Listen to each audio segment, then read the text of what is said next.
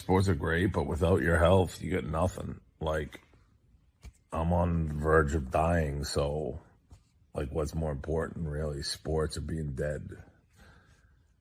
Like, dead. And now I turn the floor over to you. What is there to gain from posting a video while supposedly under a fever? First of all, I don't wish anyone death. No, I don't wish anyone death. I don't either. But I might make an exception for Dave Portnoy's. Dave Portnoy. I could give two if he was home throwing up, vomiting. I could give two. The first nominee for Moron of the Year, it was Dave Portnoy.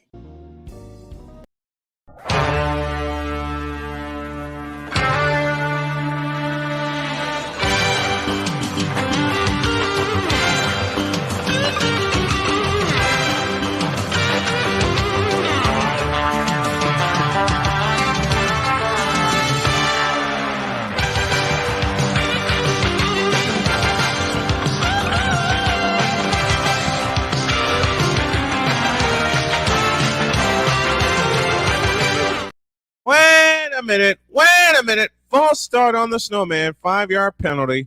I was a little early. Let's try this again. Ready, set, hike!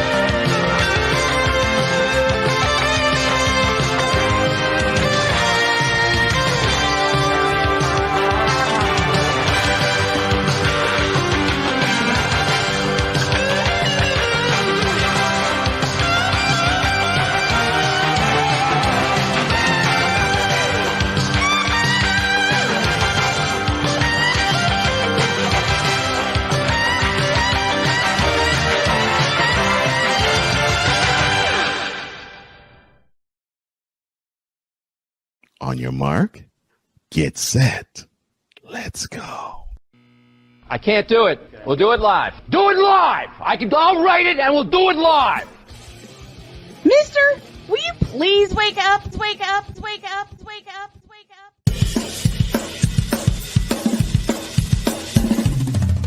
Good morning, Kevin Durant. You should have never left California. This bronze sexual upset me in having to bring this teenage idiot from Wisconsin into a sports conversation. Are you really surprised the Cowboys are giving up on Ezekiel Elliott? Whoa. Hell no! Well, no one cares about baseball. Bitch, are you for real?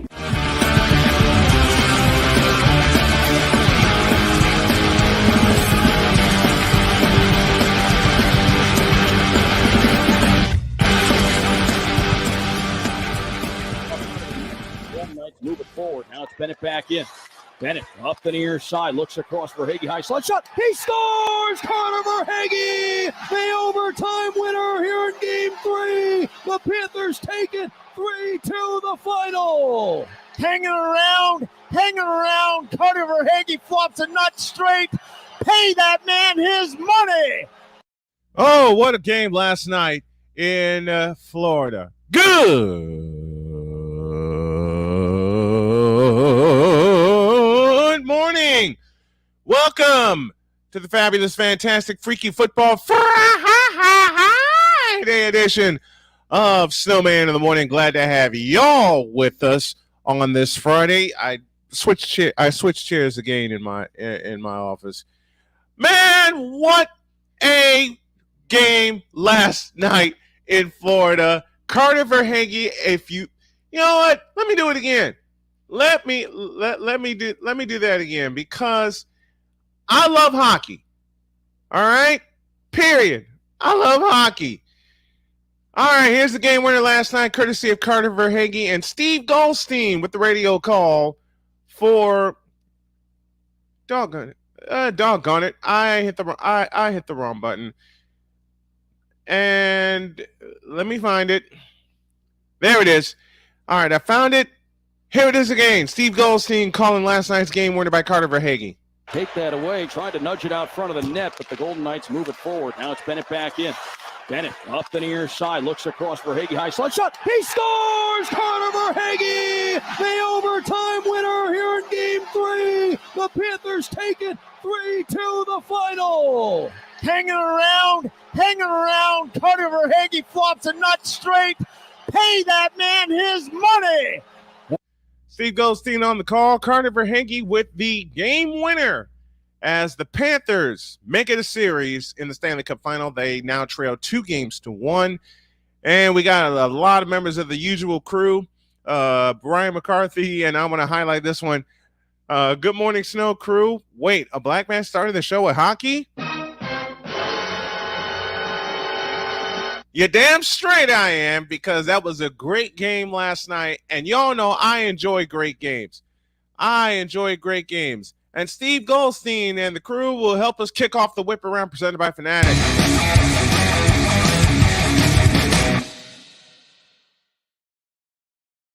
And as you heard in the opening, it was Carter Verhaeghe who scored the game winner last night as the Florida Panthers in overtime beat the Vegas Golden Knights. That final 3-2, and they sliced the lead of the Golden Knights in half. It is now 2-1, and Game 4 set for Saturday night in Florida. What a game that was. I will break it down later.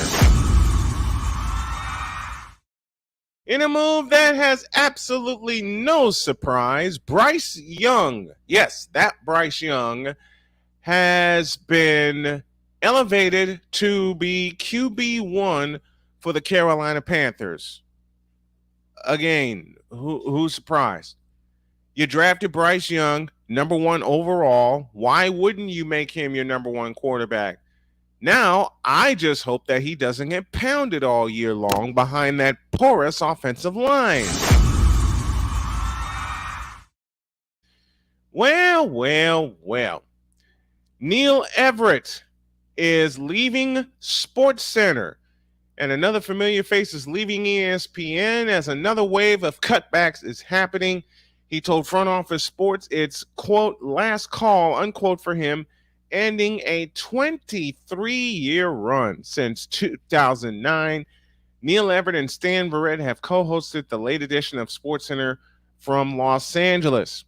Everett said, quote, ESPN changed my life, but now it's time for me to change my life. Time to write a new chapter. The 61-year-old Everett endeared himself to viewers with humorous commentary that often included pop culture references.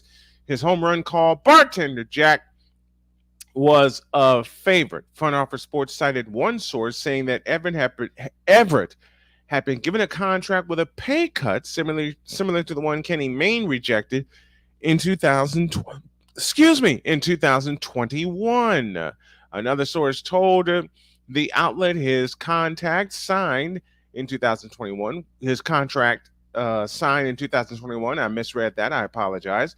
Was simply not renewed. And the dam has burst in Bristol. Frank Clark, who starred for the Kansas City Chiefs, is now going to star for the Denver Broncos? What? They have, according to multiple sources, the 3-time Pro Bowler who won 2 championships in his 4 years with the Chiefs will now face his former team twice a year with the AFC West rivals. The source is Jordan Schultz was among those to report that Clark signed with Sean Payton's team, and Adam Schefter of ESPN said the 29-year-old agreed to a one-year deal worth up to $7.5 million. I'm going to close the whip around and expound on that.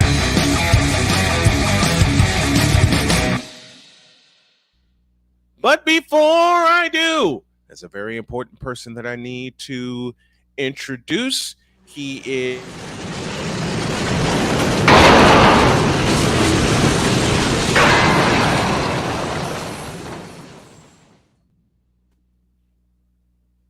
Get out of here. Now I can introduce him properly. He is the insider for the world champion Houston Astros as well as the Houston Texans. He is my partner. He's the guy that pushed the off the rails button because we usually are. Ladies and gentlemen, please welcome Cole Johnson. Good morning, everybody. Good morning, the chat. Good morning to you, sir. How are you, man? Man, I'm good. I just met with a few brothers, and yeah, it was a great meeting. So good. I'm feeling really good right now. I think I scared a lot of people away when I began the show with the game-winning call from Steve Goldstein of the Florida Panthers, and that Panthers win last night. They drew some blood finally in the Stanley Cup final, and they looked alive. They looked like they wanted. You said it best a couple of days ago after Vegas blew them out 7-2 in Game 2. Mm-hmm. Florida now looks like they're ready to compete and make this a series. How big was that win last night? Huge. I mean, any arena where they play a 7-game series, I don't care if the first 2 was won by the home team or the road team. Game 3, you want to stop that momentum. If you're the team that's down 0-2, you want to stop that momentum. Mm-hmm.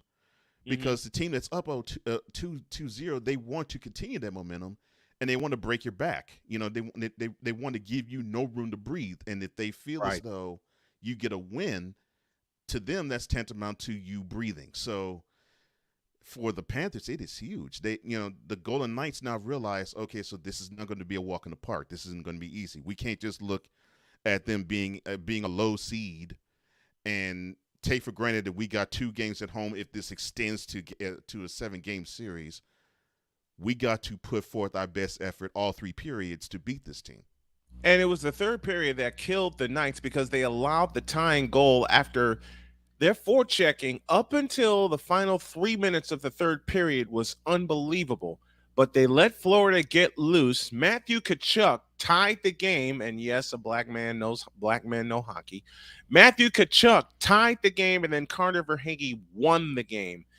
And congrats to the Panthers for winning their franchise's first ever Stanley Cup final game. Because if you remember the last time they were there in 1996, they were swept by the Colorado Avalanche. But that fourth game, that closeout game, and Jim Durham said it, and I know quite a few other radio announcers said it, but I remember Jim Durham saying the toughest game to win in the series is the closeout game. That game for Colorado took 3 overtimes for them to win. And Uwe Krupp got the game winner. That final was 1-0 in a sweep, and they played that at the Miami Arena. But I want to expound on Frank Clark signing a 1-year deal with the Denver Broncos. I see 2 problems with that. First of all, it's only a 1-year deal. Okay. And second, will Frank Clark stay on the field all year? See, I got nothing against Frank Clark. He's one of the best in the business. But if you want to look at the last couple of years he was with Kansas City, it's kind of like what Dee Ford went through with all the injuries before he walked to San Francisco. It's that, and there's times when he was on the field, you didn't know he was in the game. Right. And it seemed as if he picked and chose his spots to perform. Because remember back in the 2019 season, the playoff run, to me, it was Frank Clark that basically took the team on defensively on his shoulders and said, "All right, I got you guys." And that began with the AFC Championship. Now, actually, that began with the divisional. It began divisional Houston. round. against Houston, down 24 nothing, and then in 10 minutes it was 28-24, which caused Cole to break his radio in the car and walk away. But be that as it may, it was Frank Clark that put the team on his back defensively, and they walked all the way to the championship down in Miami. The problem was, what have they done? What has he done since then? And that is the issue that I had, because I was like, okay, because fast forward to this past year, I was thinking to myself, okay, Chris Jones can't do it all, right? When it comes to pass rushing, because he has enough worried about run stopping too. You got to help him out, you know. So my thought is, well, where's the pass rush? Where's Frank Clark? I thought that was your expertise, that was your area, and he would be spotty and inconsistent. That's if he was on the field. And then, like you said, then you take into account his availability with injury. And then you take into account as well the fact that off the field he didn't make all the right decisions either. Exactly. So that's why that's why it's only a 1-year deal with Sean Payton in the bunch in Denver. And that answers your first question, because I was going to say the reason why you have that 1-year deal is because I don't think the Broncos are 100% sold on the availability of Frank Clark, both with health and with off the field stuff. No, would you be? I sure as hell wouldn't. No. I sure as hell wouldn't. And it's his talent that's gotten him to Denver, obviously. Yep. But no, if I was the Broncos brass, if I was John Elway and them, I would say, oh no, this is going to be. We're not giving you a multi-year deal, and I've said this in countless groups on that joint we call Facebook, and yes, it's a joint right now. I've said it so many times over. I'll give him a prove it to me year. Yeah. And that's why he's only making $7.5 million. That's the exact reason why he's only making $7.5 million, because it's a prove it to me year. If you can keep yourself in check off the field as well as help us on the field, then yeah, we'll give you an extension. Other than that, you got 1 year to prove yourself to us. And sometimes lately, since 2019, and I know you're a student of the game just like I, and especially when these contracts decided to explode after the 2014 season. Yeah. If you don't prove anything within that year, you can be cut before the year is over. I was going to say, forget the full year. If you don't prove that your worth to that team before the trade deadline, you probably would be cut. And many teams have done that. Yep. Speaking of cut, that fate happened to Dalvin Cook. And I've got a destination that nobody likes. I got a destination that nobody likes. But if you think about it carefully, it makes a whole lot of sense. And I'll give you a clue right now. It ain't the Buffalo Bills. I'll explain when y'all get back. Along with the man they call Cole Johnson, I am the Snowman. This is Snowman in the Morning with Cole Johnson. We're back in a flash.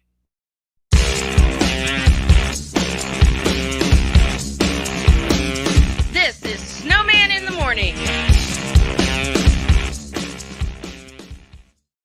I'm in another lane. I'm a different breed. I'm everything you can never be. I'm next level. Next level. Thursday nights are wrestling night on CSTV. Tune in every Thursday night at 7 p.m. Pacific to see all the amazing Next Level Pro Wrestling stars on Thursday Night Throwdown on CSTVNow.com and the CSTV app on your Roku device. Quinn. Moment of clarity. I haven't watched BET in years. KP. Drake needs to come back with another triple platinum album. E Digger. And then you have Ray J. Like, I can't stand that River Cricket. The Guru. Okay, the level of crack she's smoking, I don't want it. BS3 Network proudly presents the Knucklehead Chronicles podcast, where from card tips to hot topics to meat of the week, anything goes. Live every Sunday at 2:30 p.m. Central.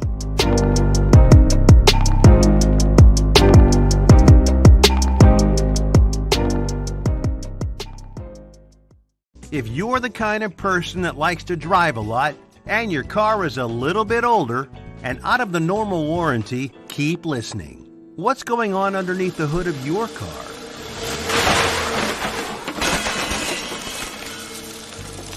If your car is out of warranty, you're at risk of expensive repair bills. Now, for a couple of dollars a day, you can get an extended protection plan for your car. Hey, you love your car, so why not give it a little extra care? And make sure if something goes wrong, your bank account is safe. Literally, for a couple of dollars a day, you can give yourself peace of mind that you purchased a top-tier vehicle repair coverage plan. Call the Auto Protection Network right now and ask how you could save an additional $500 on your policy. Call 877-845-0463. Call now. Do you use Viagra or Cialis? What if we can promise you the same results for less than $3 a pill? We'll do the math for you. You'll save more than $16 a pill for the same results. Want more? We'll give you 40 blue pills or 40 yellow pills for $99 and add 4 more pills free. You save more than $500. Stop overpaying for Viagra. Ordering is fast and easy with your pills delivered to your door in a non-marked package. Call now. Now, I'm known as the guy who can fix just about anything, but the technology in most appliances requires very special training to fix. And that's why my family has Choice Home Warranty. Choice Home Warranty covers over 25 major home systems and appliances. That's your AC, heating, plumbing, kitchen and laundry appliances, and so much more. Call Choice Home Warranty now before something breaks down. Get protection for your heating, AC, plumbing, kitchen and laundry appliances, and more. Call 800-973-6121. Because we take this job so serious. Man, I went home that day and talked to my wife, Vicky. And Vicky was like, "What's wrong with you? You pissed off?" "Yeah, I got this partner I'm working with back in the radio station. Man. The Negro be lying." What in the all types of blue hell? Yes, it's Snowman in the Morning with Cole Johnson. It most certainly is. And Cole Johnson joins us. Chris Bates will join us at the bottom of hour 2. I'm so excited to have him. Today. Yes, the Bronze GAWD. Bronze GAWD returns with the Element GAWD in tow. And I dubbed him that yesterday as we had a great conversation offline. Dalvin Cook has been released by the Minnesota Vikings. Now, I saw a list of where he would go or possible destinations. I beg your pardon. Possible destinations. The top choice, it seems like, for every football fanalist is Buffalo. And in a way, it makes sense. And here's the way it makes sense.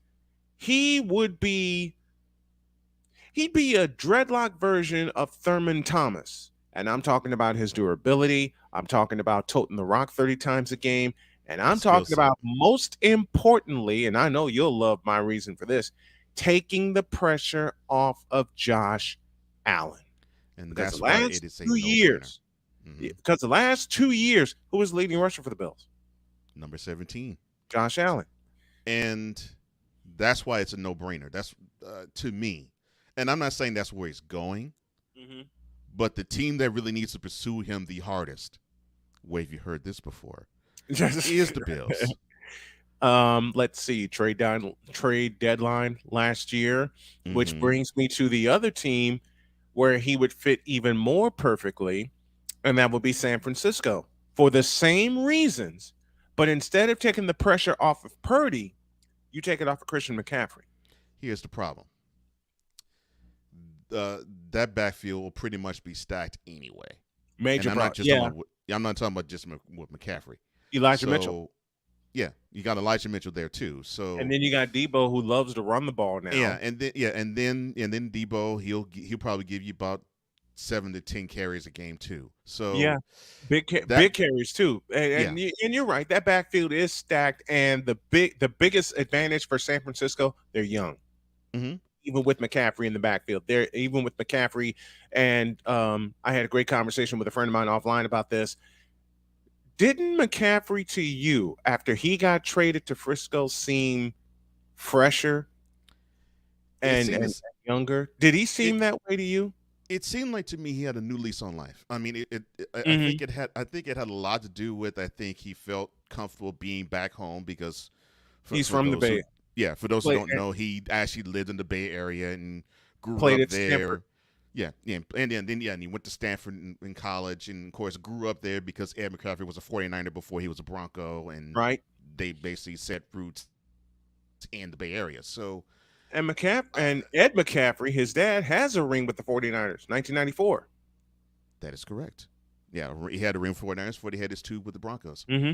So I think you had that. He felt at home. He loves being there, obviously. Yes. I think, and of course, to me, I'm getting childhood team vibes too. Right. So, right. So it's like, okay, I get to play in front of my friends and family, and I get to play in front of the team that I rooted for when I was a child, and then on top of it, he also probably heard the whispers too of, okay, so they think that because of the workload that I had over in Carolina, that pretty much means I'm done. I'm cooked. Right. Because that's the top of running backs. Once you get on the injury train, it just keeps feeding on itself. Yeah. And they're going to think that basically I'm going to be a non-factor. I'll admit this. I will even say this right now. That's what I thought. Yeah. And boy, am I glad I was wrong. Yeah, man. Because he is an awesome back. If used correctly, and I said this when he got drafted by Carolina. And you did say this. Yeah, if used correctly, McCaffrey is the most dangerous weapon in that offense. And he wasn't used correctly. Of course, now you got Brock Purdy in the house, so that pretty much pushes the plunger on that. And the two of them together, you saw the evidence of that. But if used correctly, he's the most dangerous weapon on offense. Mm-hmm. He's the most dangerous weapon on offense. And this first full game against the Rams proved it. He threw for a touchdown. He ran for a touchdown and caught one. And A Pizzle has a great question. And I think this may be a great fit too. Give me your thoughts. What about the Miami Dolphins?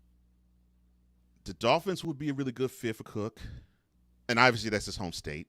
Mm-hmm. So I think he would probably have the same feel and vibe about being back in his home state as McCaffrey did going back to San Francisco. Going back to California. Mm-hmm. And him going back to California. It's also a need. They need that because I think they're unsure as to where they want to go with the roster they have at running back. So you might have to drool A Pizzle and beg your Dolphins front office to get him. Because I think he'll be really good fit. And talking about taking pressure off of, he would take a lot of pressure off of Tua because Cook is a pretty good run blocker too. So pass blocker too. So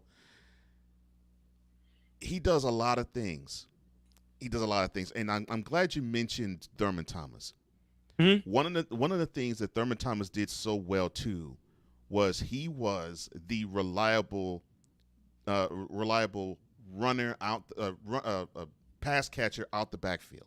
Right. And if all else failed, and even when the tight end was covered, Jim Kelly could just dump it to Thurman Thomas.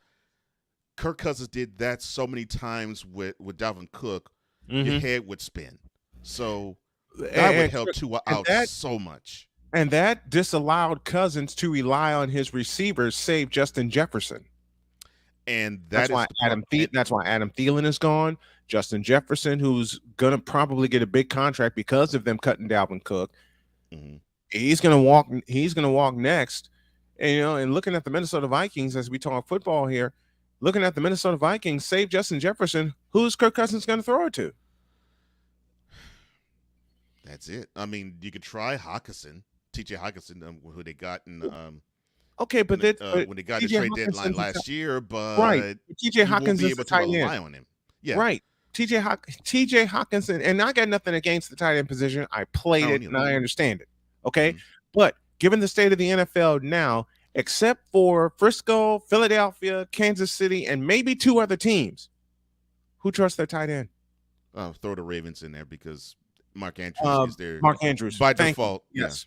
Yes. Mark Andrews is by default the number one receiver. Yes, I know. Yep. OBJ is there, but OBJ's not going to get that many catches. He's Lamar Jackson's going to rely on Andrews. yeah, He's going to rely on Andrews. Mhm. And Ryan McCarthy had a great question. Had a great point there. He would be a great fit with the Jets until Brees Hall returned. Exactly. Then what? Yeah. Then what? And to me, and I'll say this to you, Ryan. I would love to say this straight to your face. I would say the Jets' offense is better with Brees Hall than with Dalvin Cook. Brees Hall gives you that versatility. Mhm. And you heard me mention this name talking about a jackknife running back, Roger Craig. I did not know he ran with that. I did not know he ran with that much power. That much. The high knee action should tell you that. That much low center of gravity power. Yeah. Yep. 6 foot. Of course, anyone who remembers Roger Craig, 6 foot tall, 215 pounds. He was fast. He was sneaky fast. To borrow John Madden, he was sneaky fast because you never saw Craig, nor Jerry Rice for that matter, run away from the pack until they were running away from the pack. You never saw that. That to me in many ways describes Dalvin Cook, because on the surface he's not fast until he's burning you. And wherever Dalvin Cook lands, my other question is he going to get a prove it to me contract, or are they going to immediately do what San Francisco did? You'd get McCaffrey in a trade and then you immediately extend him. I think what's going to happen is that Dalvin Cook is going to sign somewhere, but it'll be the Frank Clark method. Prove it to me in this year that you can help our offense. And if you do, then maybe beyond the trade deadline, and that's a big fat maybe, because recently Dalvin Cook has dealt with a lot of injuries. Maybe after the trade deadline, if you've played every game, we'll give you an extension. But I don't think Dalvin Cook, and this is nothing against Dalvin Cook, this is nothing against his talent or anything like that. Or his ability, right? Yep, or his ability. You and I have said it. Many folks in the chat has said it also. The big question I have with Dalvin Cook is the same with Frank Clark: reliability and availability. Those are my questions with Dalvin Cook. I will say it depends on the team. It depends on the team. It depends on the usage rate of him as just opposed to the team he's on. Right. Like for example, like if he were to go on the Jets, and I know Ryan was sort of hypothetically speaking. Yes. If he were to go on the Jets, I could see them doing that type of deal, that type of Frank Clark type of deal. A 1 year, prove it to me. I could see them do that. If it's a team like the Bills or the Dolphins where the need is greater, then they'll get I can see them. I could see them going the Christian McCaffrey route. Like, okay, we'll put you on the team, and if you show us that, you are. And this almost sounds insulting the way I'm about to say this about Christian McCaffrey. If you could show us that you were different than in your previous spot, right, then we'll extend you. Well, it sounds insulting, but that's the way the business side of the NFL works. Because San Francisco rolled a lot of dice to get Christian McCaffrey in that trade. But see, Christian McCaffrey has already paid it off. McCaffrey's already paid it off. It's true, A Pizzle, that he has over 1,000 yards every year he's played. You know, I'll say it again, not questioning his ability, not questioning his talent or anything like that. The team that gets Dalvin Cook is a team that needs him, uses him correctly, and allows him to extend their offense. And I'll repeat a question that, Cole, that you said earlier in this conversation. How many times have we seen Kirk Cousins with pressure in his face, A, not look downfield, right, but also B, find Dalvin Cook on a dump pass? Yeah. How do you think Kirk Cousins got 4,000 yards passing? Yeah. Or at least 3,500 yards passing in the last couple of years? Who do most of those go to? If it wasn't going to Jefferson, it was going to Cook. It was going to Dalvin Cook. And like I said, I've seen Cousins to Cook so many times, my head would spin. Mm-hmm. You know, so to me, and this is directed to you, Epistle. To me, that is where I think Tua would benefit having someone like Cook in the backfield. Thank you. Because now his thought is, okay, I want to get it downfield to Waddle. I want to get it downfield to Hill. I want those two thoroughbreds to do their thing. And you do have your others too, but mainly he wants to get the ball to those two. Mm-hmm. Well, you make it a little easier on the defense if you're going to do these long step dropbacks to throw it downfield, because it gives you more time to get after the QB. But if you have that option to dump it down and you have the reliability of this back that actually can take the ball and basically take nothing and give you 10 yards, mm-hmm. then I think it will be even more beneficial. It'll be more beneficial to everybody. It'll be more beneficial to Tua because he'll take less hits. It'll be more beneficial to Waddle and Hill because Mm-hmm. they probably will get more one-on-ones down the field. So you could take advantage of everything having Cook in the backfield. So actually, Dolphins is a good option too. But I think the Bills is a no-brainer. I'm going to tell you a crazy option. And Victor's going to start drooling. Chicago.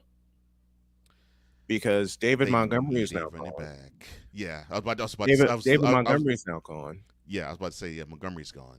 And though they have a porous offensive line, just like Carolina, we'll get to Carolina in a minute. Only problem. That's the biggest problem. You know what? Let's get to the Bears right now. Since it's a football Friday, and because of the time change, Sam won't be able to join us, so we're going to make some adjustments as we go.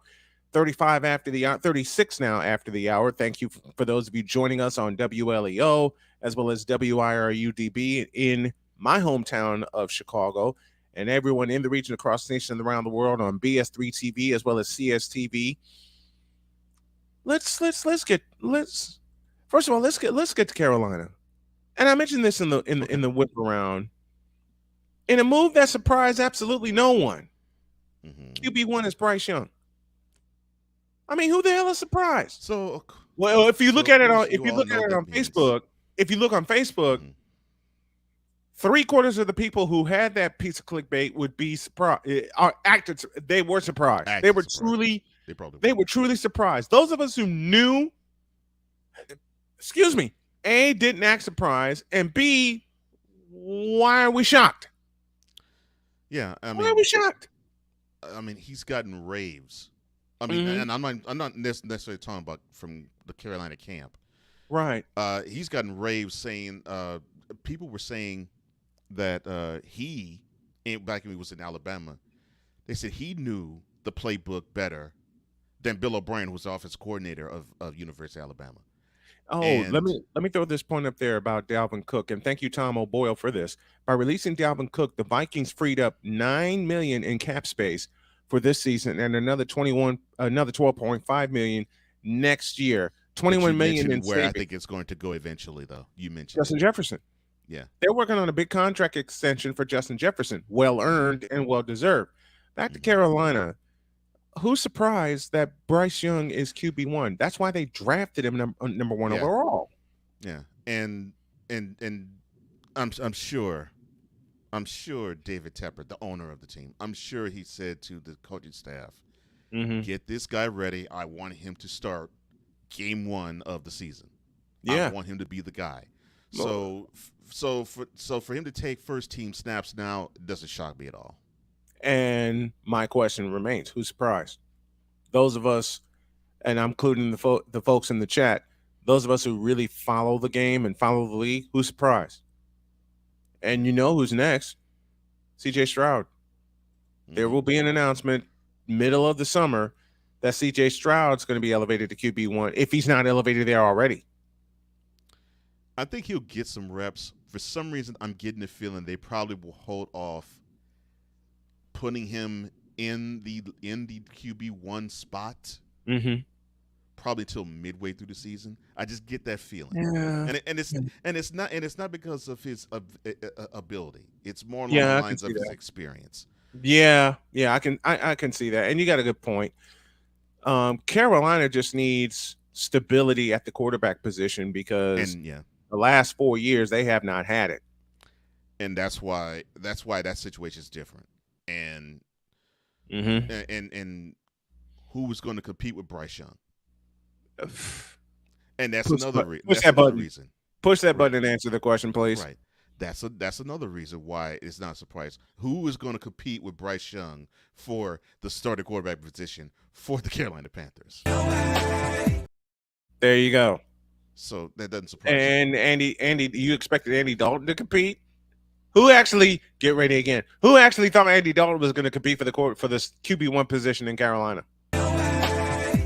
There you go. Oh, he's a placeholder. I mean, if his last stint didn't teach you that, I don't know what does. It's the same with Sam Darnold in Frisco. Yeah, he's a placeholder. It's the same with Sam Darnold is a placeholder. All these raves coming out about Trey Lance improving his mechanics, bravo, but you can't teach experience. And you also can't teach chemistry either. Exactly. And right now the chemistry class belongs to Brock Purdy. And I did not see that team gel with Trey Lance at QB. No. In fact, I saw that same offensive unit flounder with him at QB. Look at game 1 against the Bears. Yeah. Look at game they 1 had they had a 10-0 lead going the into half, and they did nothing in the second half. Nothing. They went away from their plan. Now, part of that I blame Kyle Shanahan and his play calling, but be that as it may, Kyle Shanahan in week 1 was handcuffed with the limited ability, and he's still limited at this point because of lack of reps. I got nothing against Trey Lance and his talent. Don't get it twisted. But I've said this since his supposed to be showout day at North Dakota State in front of scouts only. Seasoning. He threw 2 interceptions.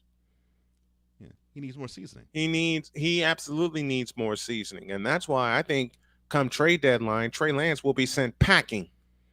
I'm surprised he hasn't been sent packing yet. Now, but to me, by the trade deadline, Trey Lance will be gone, if not before then. Yeah, to me, Brock Purdy is a quarterback of the future in San Francisco. The only big time if is the arm health. That's it. Outside of that, the way that team, and I'm talking about defensively too, the way that team responded to him and how he guided the team through the rest of that regular season and the first 2 playoff games, I'm like, wow, they really believe in this guy, not from the, well, we got to pick the rookie up standpoint. It's from the we actually like what he does standpoint. Right. The rookie picked them up. Yeah, and he picked them There's up. The crazy part. The rookie picked them up. And no one expected that of Mr. Irrelevant, who is very relevant now. And I've been getting a lot of reports. He is on track to start September 10th. Now, if that's the case, I like the 49ers chances better.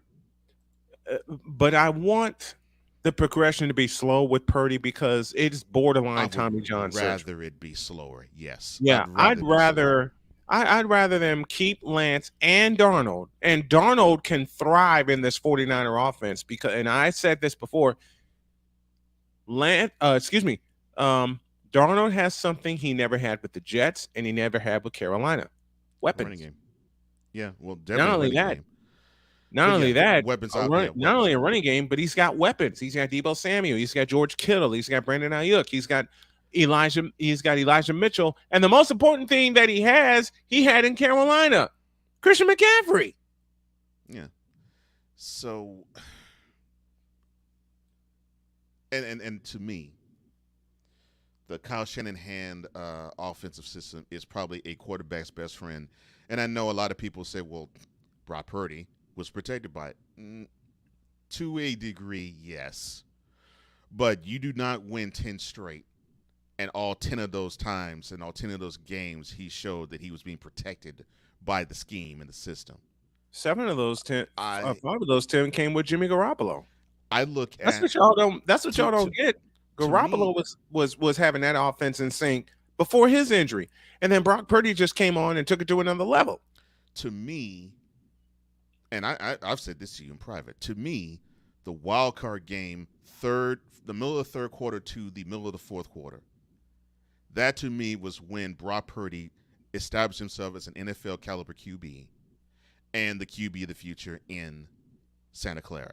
Because the first half, he was uneven, and it did look as though the moment was too big for him.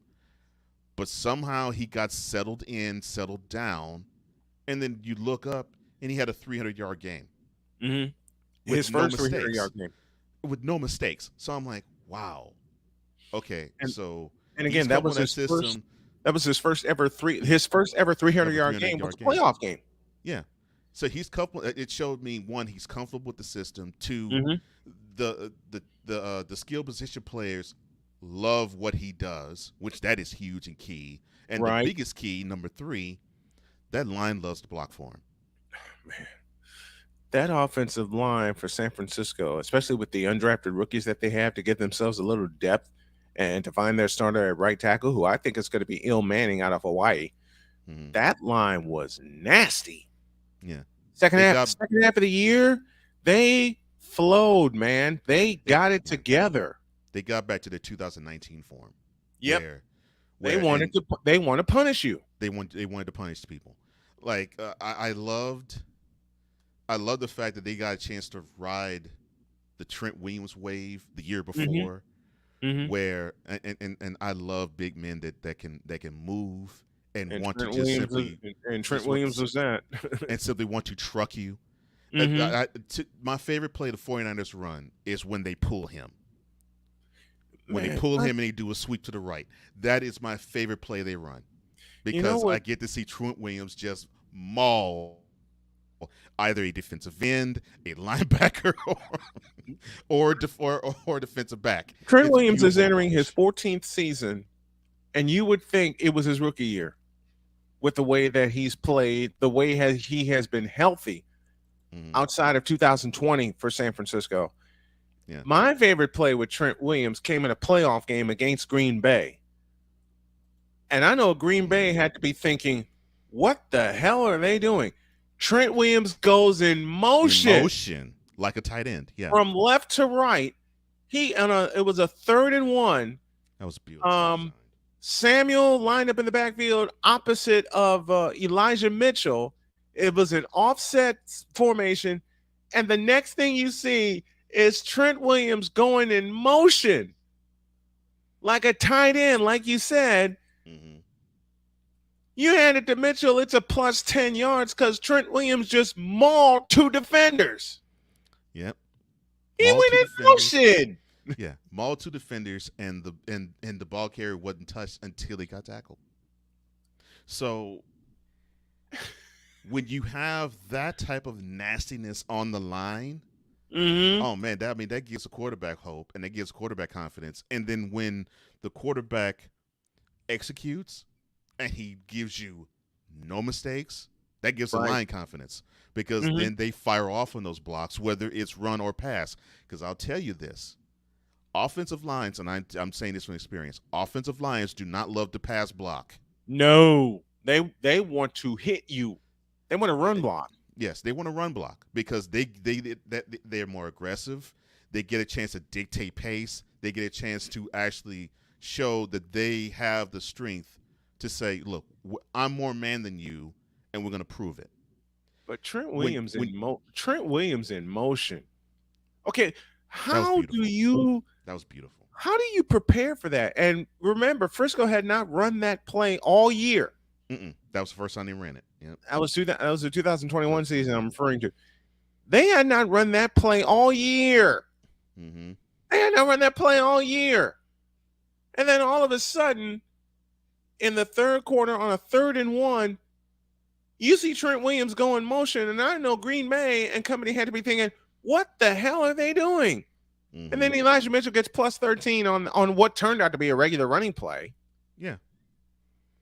It turned out to be a regular running play. Come on, man. which makes it even better because you would think that this would be something they would do for an exotic play, right? But it was just, it was just basically just a straight, a straight. It was a dive. Dive. I was like, dug on it.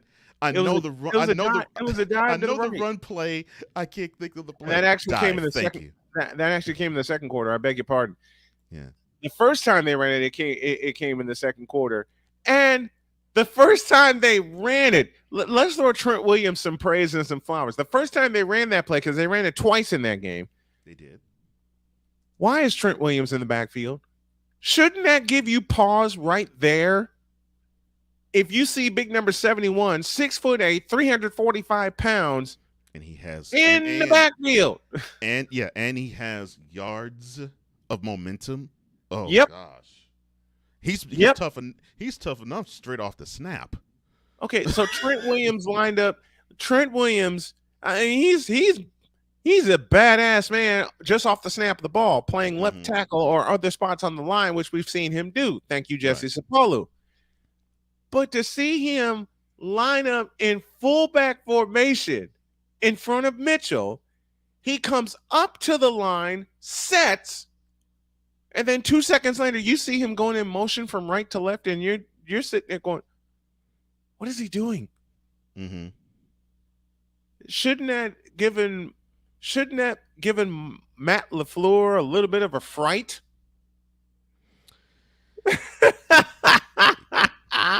He gave me fright, and I was a spectator. Right. I mean, shouldn't that frighten you? You you do not want to have a man that big, who proves that he's that mobile too, have that much momentum before he collides with somebody going forward.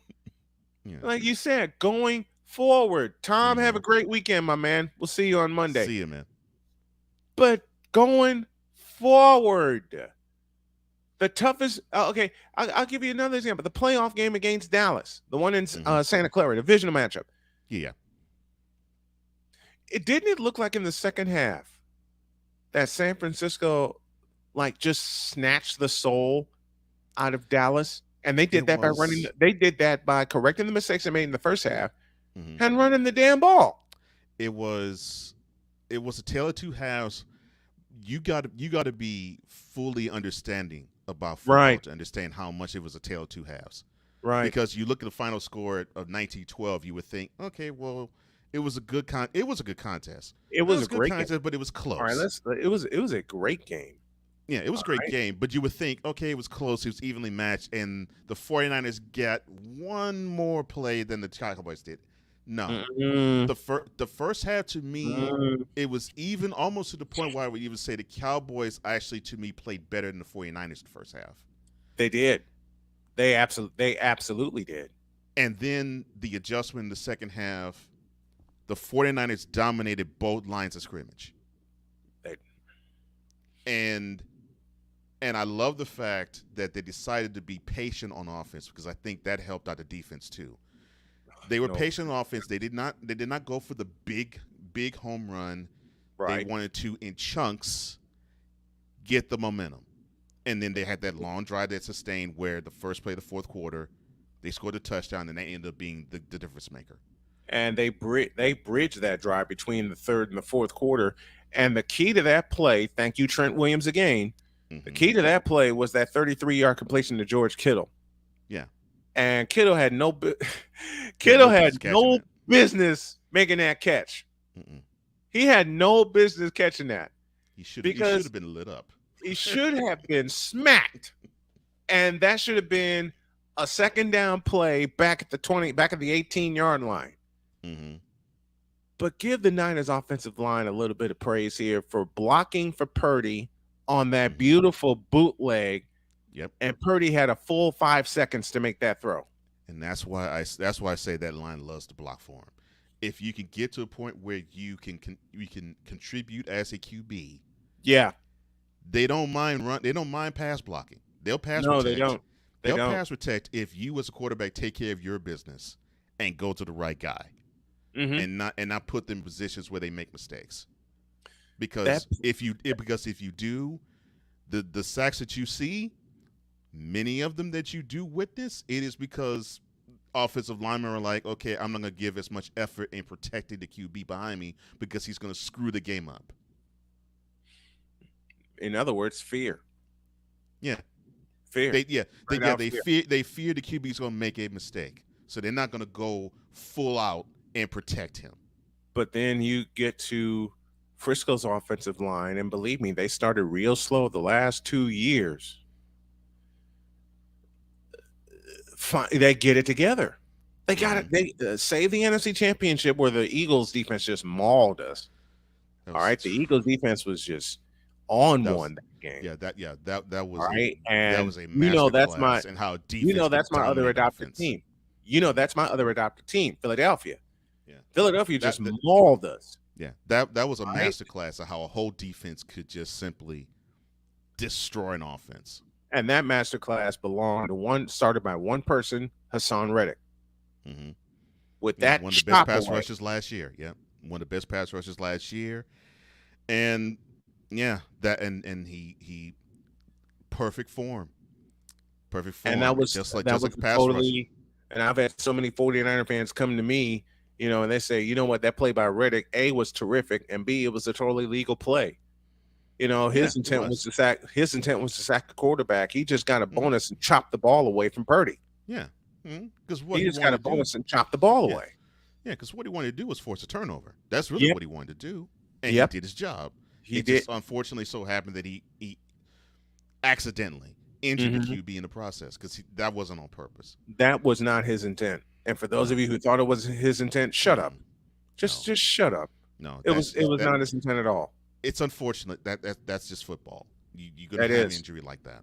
And it happens. It happens to the best of the best of the best. Leonard Marshall. Hello. Yeah. January 13th, 1991. To me, and I still say this to this day, that is the cleanest nasty hit. That's the nastiest clean hit I've ever seen in my life. It is, man. That's why I have so much respect for Bill Parcells. That's one of the reasons, I beg your pardon. I have so much respect for Bill Parcells and those Giants. Mm-hmm. Because Bill Parcells wanted to hit you. Bill Parcells wanted his defense to terrorize you. Yeah, he was like, look, we're about punishing. Let's punish them. Let's punish that offense. And he got us, man. And that's what a defense is supposed to do. They are supposed to be the ones that just make an offense difficult to actually operate and execute. Yep. And you play football. I did too. I mean, it is. I've called the game for 25 years. You do what you do in the textbook. You do what it says in your playbook. Number one, and number two, you do it the textbook way. Mm-hmm. I mean, Montana was getting ready to throw, didn't feel Leonard Marshall, and Leonard Marshall popped him. And what makes that play even better, Marshall was pancaked. Steve Wallace got him. Yeah, Steve Wallace got him. Steve Wallace did his job. Yeah, Steve Wallace did his job. The job was done on both sides. Okay, that was just a clean getaway. That was just a clean getaway. And Leonard Marshall did not give up on the play. No. Because remember, Montana had a full 3 seconds to get rid of the football. Mm-hmm. And he was getting ready to because he spotted John Taylor downfield. Yeah. Mm-hmm. But Marshall, bless your heart, did not give up on the play. And that's what you want from a defense that nasty, that good, and that hungry. Because they were. That all 11 of them were hungry. Man, I was at Northeast Missouri State. And as much mess as my friends gave me about Frisco losing, we all stood up and applauded at the end of that game. And I ran into some Giants fans, and they were like, "You okay?" I'm like, "Dude, I'm good. I will take," and I mean this to this day, and it's been 30 plus years, I will take a 15-13 loss against the second best team in the NFC, which was the New York Football Giants. Mm-hmm. Because the Giants were the only team in that entire run to hold the 49ers under 20 points. Right. From 88 to 90. And they did it twice that year. They did 7-3 in the regular season, 15-13 in the NFC Championship. The Giants were the only team from 88 to 90 that held Frisco under 20 points. And yes, Ron. Yeah. And yes, Ryan, shout out to LT on that play because that is what made Leonard get the shot, and that's what made Montana clutch. Mm-hmm. Because he did a pump because the Hassan Reddick to Brock Purdy. Yep.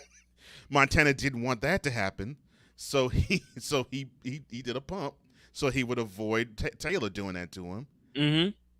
And then he gets blindsided and trucked. Ooh, that was a great shot. my wife and I watched that play, and I said this turned the game around for the Giants because Giants got the ball and they moved it and they got a field goal. They made it 13-12. And Jody asked me, "Weren't you afraid that Montana was going to get hit that play?" I said, "Baby, listen, Montana's been hit for 11 years up to that point." And she starts laughing. She says, "Good point." and that's not the first time the Giants in a playoff game, I may add. Hell no. Montana. 80, off of it. 84, 86, and 87. All right. I will say this before we go to hour 2. I will say this about Bill Parcells and the Giants. They terrorized our asses. They terrorized. They did two things. They terrorized the 49ers and they brutalized them. Twice in the Meadowlands in a playoff game, 17-3 and 49-3 the year before. 84 when we beat them 21-10, and surprised we only got 21 points because the Niners got 14 in the first 5 minutes of the first quarter. Yeah, I think that's and then in that divisional, that's when we knew that okay, the Giants are up and coming. They're not there yet, but man, they're gonna be. And we also knew the Giants figure it out. Yeah, and we also knew the Giants were sticking around for a long time. For a long time, it was all about if they could figure it out, and if they could figure it out, they're gonna be trouble. They're gonna be hellacious, and they were hellacious. All right, it's the top of hour 2.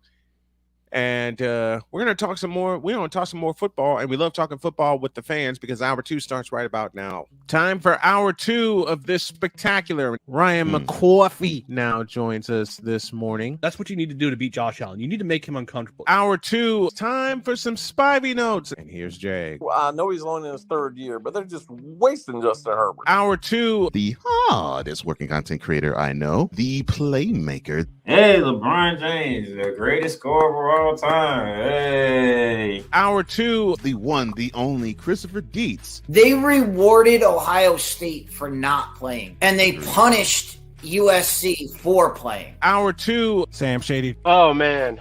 It's been a roller coaster ride if you were a Philadelphia Stars fan. Hour 2, that's Big Ben, the man in charge of the BS3 network. And if I see Kurt 2 Chainz Cousins out. Hour 2, Chris Bay's joining us. Oh my God! Oh, this game! Oh, way to go, Sammy! Hour 2, YSL. Oh man, I thought I missed it. What in the all types of blue hell? Time for hour 2 of this spectacular, and it starts right now.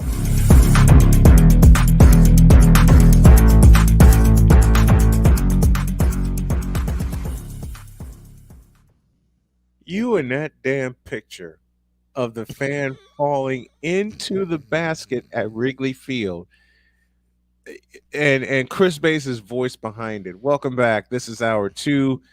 Snowman along with Cole Sports. Wise is in the chat with us. He said he had to work yesterday and today. Man, handle your business. We get it. Handle your business. Hopefully I'll see you later today, bro. But yeah. But that picture right there. That one and the one you found of Mumra being fully transformed and you put Wise's voice behind it. Now, anyone who has watched the show since last summer knows where that joke came from. But Lori Lightfoot, the now former mayor of the city of Chicago, Cole had to find the most god-awful picture.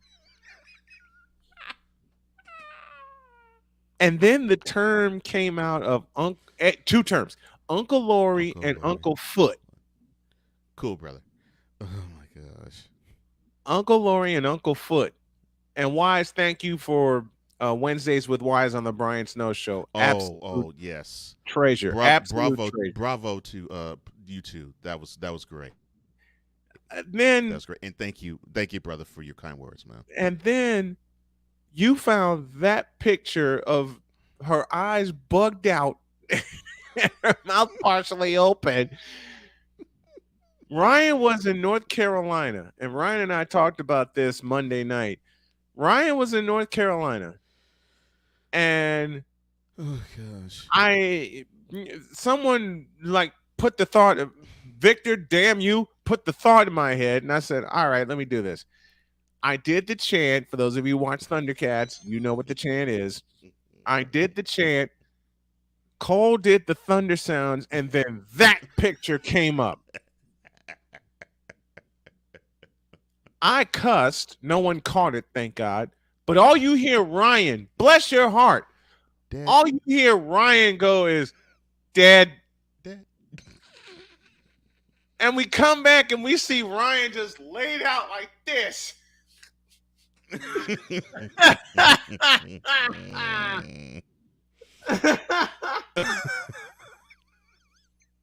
Well, there was a part yesterday, and I had Victor on yesterday, where we paid tribute to the genius that is Cole Johnson and some of the elements that he came up with. And then Victor posed a question yesterday. And Victor, I want you to pose it again in the chat. What is one element that Cole came up with that got you in trouble? And I pushed the button we usually push on Wednesdays. And Victor said, no, that wasn't it. And now I remember why. Because of that incident with the ever living. Mm-hmm. And then you find that, and I know how you did it, but you zoom in on Mum-Ra with Wise's voice in the background going, oh man, I thought I missed it. I came this close to doing a Lori Lightfoot picture on it. I thought you were this close. But I was like, what made you change your mind? I was like, I could, but I think Mum-Ra would be even more comical. So I'll go with Mum-Ra. And I guess Mum-Ra fit. And I guess it slipped into inside joke territory. Yeah. Mum-Ra fit. Mm-hmm. Okay, and it all started with that chant, and then me killing Ryan McCarthy after you put that picture up, which zoomed in and out. That's it. Wait a minute. Wait a minute. So we got an answer from Wise. This is the one that got Wise in trouble.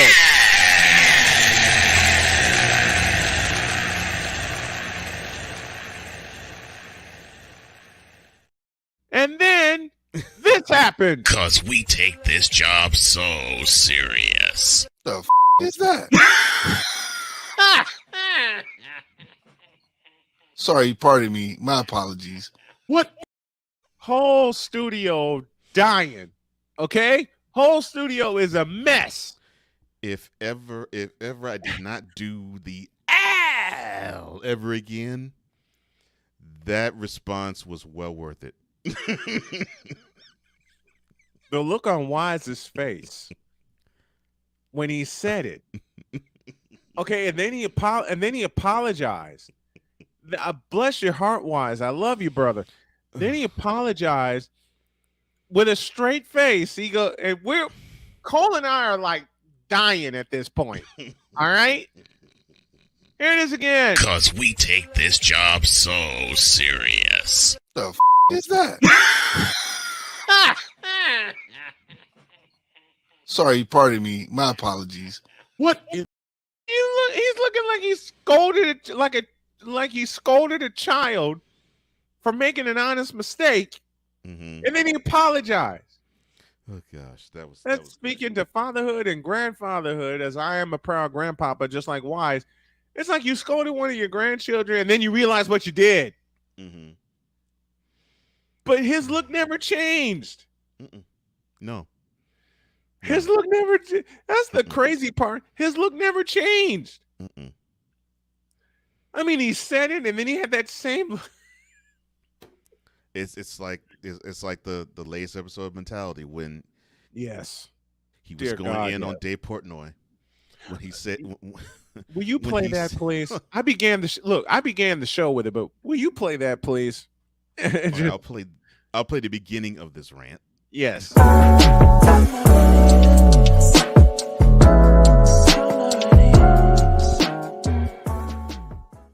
Yeah, sports are great, but without your health, you get nothing. Like, I'm on the verge of dying, so, like, what's more important, really? Sports or being dead? Like, dead. And now I turn the floor over to you. What is there to gain from posting a video while supposedly under a fever? First of all, I don't wish anyone death. No, I I don't. don't wish anyone death. I don't either. I don't either. But I might make an exception for Dave Portnoy. Dave Portnoy. I could give two if he was home throwing up, vomiting. I could give two. The first nominee for moron of the year, it was Dave Portnoy. How much fun did you have editing that? Oh gosh, I think I had to. I think I had to watch that part. I think I watched maybe 40 times before I even put the censor on it. But because I know you had time. I know in editing, I know you had to time that. Yeah. And before you got ready to put that in, put the bleep in, you couldn't help it but laugh. No, I couldn't. Right? Am I in the ballpark somewhere? Oh yeah, you are. And I tried to stifle it, and it was painful to stifle. I bet it was. Oh my head would hurt and my face would hurt from trying to just hold back, just going because I wanted and just falling out your seat laughing. Falling out the seat laughing. Yeah. What got me though was the end of the rant where he actually told Dave Portnoy to kick the bucket. He did. And then the middle of it where where he said with a straight face, oh my gosh, quote, I hope you have diarrhea of the mouth and of the ass. Close quote. And then when I repeated it back to him in a fit of laughter saying, you actually want him to have diarrhea of the mouth and the behind. Why is his countenance was like this? Yep. Yeah. Oh my Lord have mercy. Y'all do that with such this is one reason I especially enjoy the end of the end of the shows with you and Wise. Oh gosh. The glee you had when you set it up for him and you knew it was coming. All right. You knew it was coming. I knew it was coming. But the glee you had and the pause in the middle of it. See, people don't think I catch things. When you said, and now, sir, and you paused for a couple of seconds, I think at that time you were stifling a laugh. Am I right? You were trying to stifle a laugh because your grin was from here to Houston. Because I just knew when I saw the video. Forget unveiling in front of Wise. When I saw the video, I was imagining this rant. I was imagining the rant that was coming. You saw it coming, right? Yeah, you saw it coming. So I was preparing myself not to crack up on site when I actually put it in the show. Yep. And so when I said, and now I turn the floor over to you, my thought was, I'm going to try to keep a straight face, but I know I'm going to fail miserably because what Wise is about to say is going to be absolutely hilarious. Then on top of that, when you introduced it to him and you said, I turn the floor over to you, what do you think of Dave Portnoy supposedly recording this while he had a fever and the look on your face? Because I was expecting something. I didn't know what I was expecting something. You were expecting Wise to give you something. And boy, did he. Boy, did he ever. And then, folks, There was one time that Cole got himself. This was back in March, and here's what happened. Trays.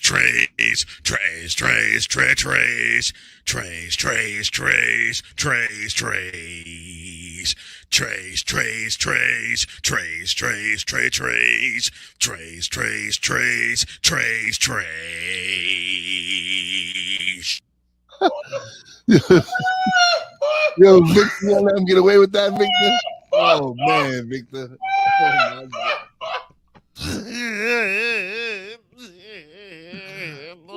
What in the fire blue, yellow belly, red blooded hell was that? You know, and we had, I mean this playfully, Cole and I had a fight with elements. Okay. Yeah, before that led to it. Yeah. We had that lit everything up. Mm-hmm. Cole and I had a fight. And it went like this. Trays. Wait, wrong clip. False start. I got the wrong. See, like I said, Cole and I had a fight. And here's part of it. Son. Infinity Trash. That's what you are, Victor Law. Infinity Trash, son. Why the you love? Infinity Trash all day long, son. Why the Infinity Trash all day long, son. Why the all day long, son. That's why the look at the screen. You go, look at the screen, son. You go see the rest of the show. Look at the screen, son. Look at the screen, son. Look at the screen. Look at the screen, son. Look at the screen. Infinity Trash. Why the all day, every day. This is what you gonna see there. You can see the live screen. Stop the camera. You can see the live screen, the white letter with the Victor Law, and you see the black Infinity Tray with the white piper. Oh, you were finished. Day, son. Oh, you were finished. File it in your memory bank, son. I want you to see. You were finished. I want you to see all this. Oh, you were all this. Oh, you were finished. All this. Oh, you were finished. All this. Oh, you were finished. All this. That went on for a full 2 minutes. That went on for a full 2 minutes, and I'm about to cry from laughter. I applaud you for somehow, and I repeat, somehow staying in character. Because I was just waiting for you to lose it. Because everybody in the chat when that was going on was like on fire. They were losing it. I played this. I played this for Jody, and Jody looked at me and asked me one simple question. Oh Lord. She says, "How long did this go on?" And now she's on the verge of bursting out laughing. And remember, Jody's not a sports nerd like I. Of course. She says, "How long did this go on?" I said, "About 2.5 minutes." She lost it. She lost it. I mean, I think what kept it together for me was I wanted to get to the trays yes, part. Yes, yeah, because you So I was recorded it that morning, did you? Yeah, you made I recorded it it that morning. Yeah, and the idea came to me before the show, like 5 minutes before the show started. The idea came to me because I actually was I don't know why Smoke on the Water by Deep Purple was in my head, but all of a sudden I was in the bathroom and I was like trays. And that was that. Yeah, and that was that. And you're like, okay, I gotta voice this. Gotta voice it. So while the show was running, I voiced it and did the video elements for it. And I was like, okay, hopefully this will pop off. And so I was trying to set up for that. Hopefully nothing. Hello, Lucy. Lucy wanted to get in on the fun, y'all. How you doing, Lucy? Man, I was geeked for that. So I bet. So when we were stuck on Vicola, see, it was even funnier. When you did it that way, you're gonna see the line screen. You're gonna see the white letter with the Vicola. I was done. Vicola. I was done.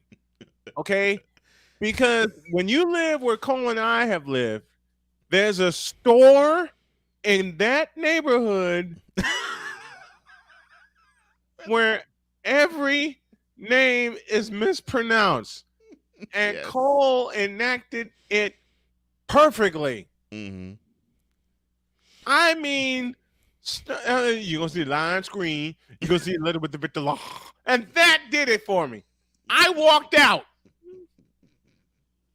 Even while I walked out, came back, pushed another button after I pushed stop the cap, and then he came back with the Victor Oh Lord. Victor called me that afternoon laughing. And I remember his first sentence to me in the midst of laughter. I broke down from laughing. I bet Whole morning. Victor called me and said, I've been immortalized. I'm just glad I wasn't behind the wheel when Victor said that to me. Oh my gosh. That was hilarious. And how'd you, okay, I've got, before we go to break, I've got to know this. Okay. How'd you come up with Vicola? How'd you come up with that, man? All right. This is simple. Simple yet complicated. Yeah. So, you know, when especially old black people that grew up in the country. Yes. Oh God. Yes. And you love them because they tell you some wonderful stories and they have a great heart for people and you see it, but they can butcher a name like that. Like that. And the thing is, they will butcher the full name. Not just the first name. They'll butcher the last name too. They will butcher all the name. Mm-hmm. So it's like, huh. So when Victor was getting at Ray, yes, I was like, what's the best way I could get back at Victor? I was like, oh, I know how I could do it. Oh, I know how I could do it. Act like I'm an old man. Yes. And act like he's saying Victor Locke. Yeah, he's trying. He's trying. And he tries this, and he's trying to say it, but it just will never come out right. It's just right.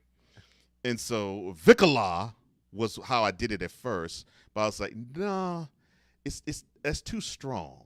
It has to. You have to ease off a little bit.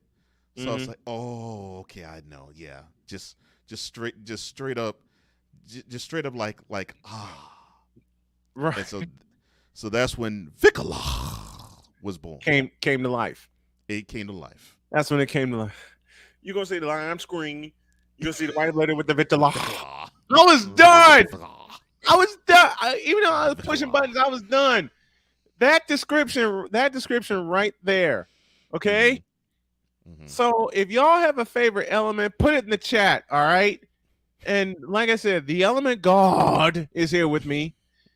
We're gonna have the Bronze GAWD in about 13 minutes. Dear God in heaven. Oh, that's gonna be hilarious. I'm not gonna say anything.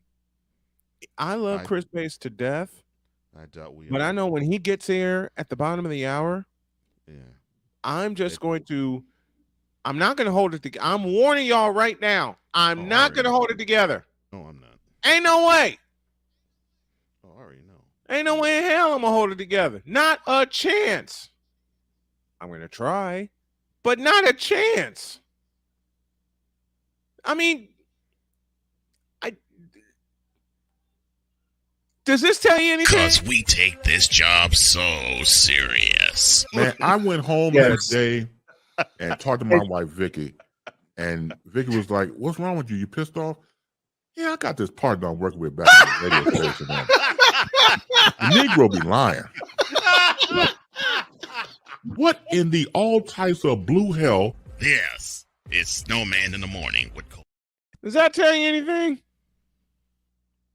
Does the intro to hour 2 tell you anything about how much we love having Chris Bass on? And that was a suggestion. And Bass, bless his heart, jumped all over it. Oh, baby. Okay. let's recalibrate. We'll get ready for Game 4 of the NBA World Championship Series. We'll break that down, and then the Bronze God will join us. God help us, and I mean that with all the love in my heart. Back in a flash. This is Snowman in the Morning.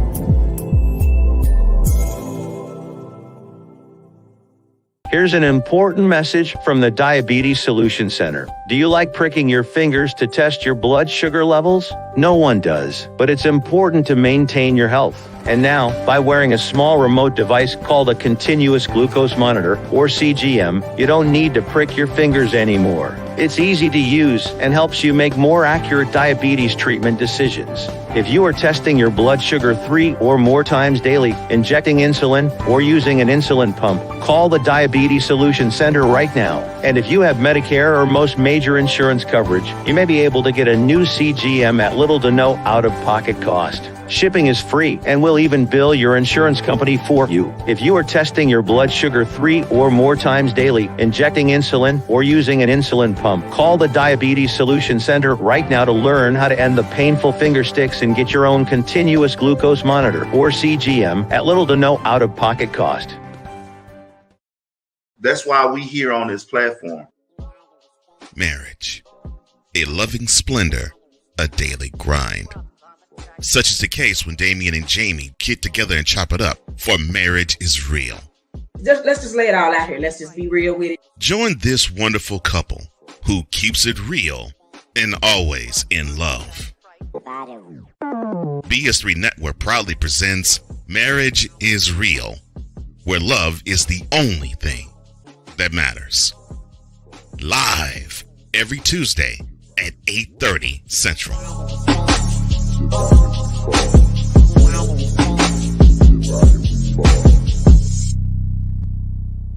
Oh, and Jamie has something to say.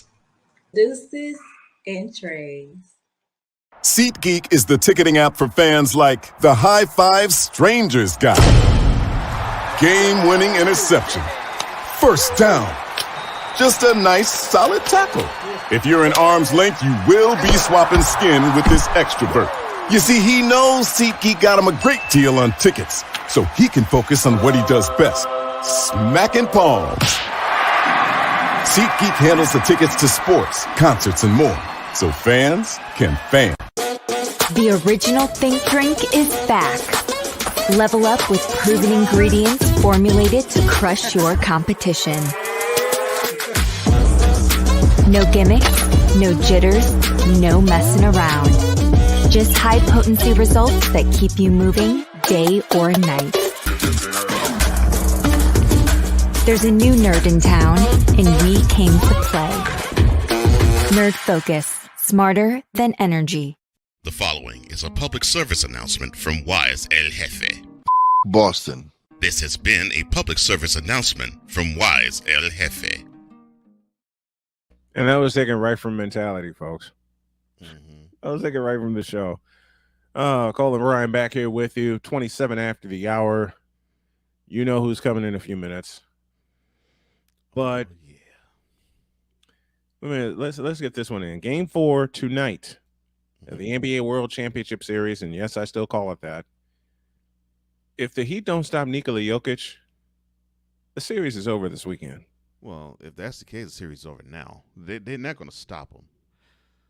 And I love how people say, well, force him to be a scorer. I'm like, no, that's not it. I mean, here we go with the finalists again. Right. He can still go off, and the team can still win because he scored half their points. That's not what you want to do. Game one, anybody? Yeah, that's not what you want to do. It's not the points. Mm-hmm. It's you have to stop the others from it being effective. So that means you have to get that assist total down. So have him not look for other people. And have him not want to pass the ball. That is the key. And then 30, 20, and 10 happened. Yeah, 30, 20, and 10 in Game 3.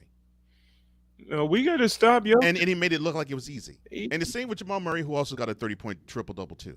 It just made it look easy. Thank you, Jamal Murray, for that. Thank you, Jamal Murray, for rebounding and stepping up when the team needed you. Mm-hmm. Because they're all going to pin it at the feet of Jamal Murray. Oh, you didn't help in game 2. Miami just kind of figured out some things defensively. Give them credit. They figured out some things defensively. That's why they're in the World Championship Series. Yeah, because they're really a good defensive team. I mean, they're a wonderful defensive team. When they're locked in, they are really hard to score against. They are a wonderful defensive-minded team. Period. They're a wonderful defensive-minded team. And you're talking about a team in the Nuggets, they can sneeze 110 points. So you hold them under that, that's a feat. I think they were the second or third leading scoring team in the NBA behind Sacramento. Right. Yeah, we can shut up now. Yes, we can. And now, the transporter to Hades, the reformer of hooker whores, and the Bronze GAWD, the one, the only, the legendary Chris Bay.